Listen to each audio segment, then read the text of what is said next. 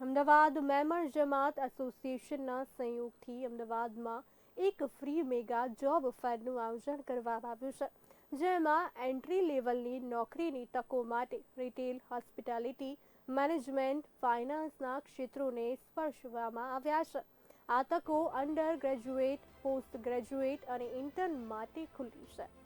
ગુજરાત વિધાનસભાના સભ્ય કોર્પોરેટ અમિત ઠાકર દ્વારા ઉદ્ઘાટન કરાયેલ આ જોબ ફેરમાં લગભગ 5,782 એન્ટ્રી લેવલની નોકરીઓની તકો પ્રદાન કરતી 35થી વધુ કંપનીઓની હાજરીની સાક્ષી બનશે.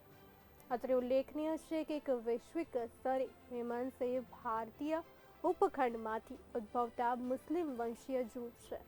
પરંપરાગત રીતે મેમણો વેપારી સમુદાય છે, પરંતુ જેમ જેમ વર્ષો વીતતા ગયા તેમ તેમ તેઓ અન્ય વિવિધ વ્યવસાયોમાં વધુને વધુ વૈવિધ્યભર બન્યા છે.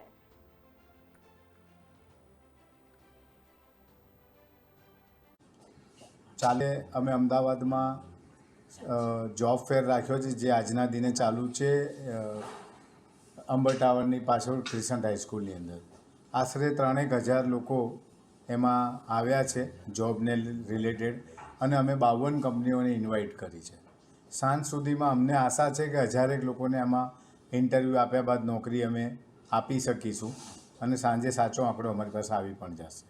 આવતીકાલે અમારી WMOની કોન્ક્લેવ રાખી છે, જેમાં ગુજરાત, સૌરાષ્ટ્ર અને અમદાવાદથી લગભગ 400 જણા હાજરી આપશે, જ્યાં અમારા લાઈફ મેમ્બર છે, અમારા પેટ્રન મેમ્બર છે, અમારા સિટી ચેરમેન છે, એ બધા હાજર રહેશે.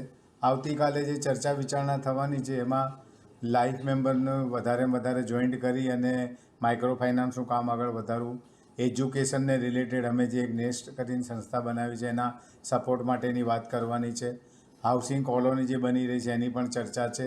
ઇન્ડિવિજ્યુઅલ હાઉસિંગની જે અમે મદદ કરીએ છીએ એની પણ ચર્ચા રહેશે.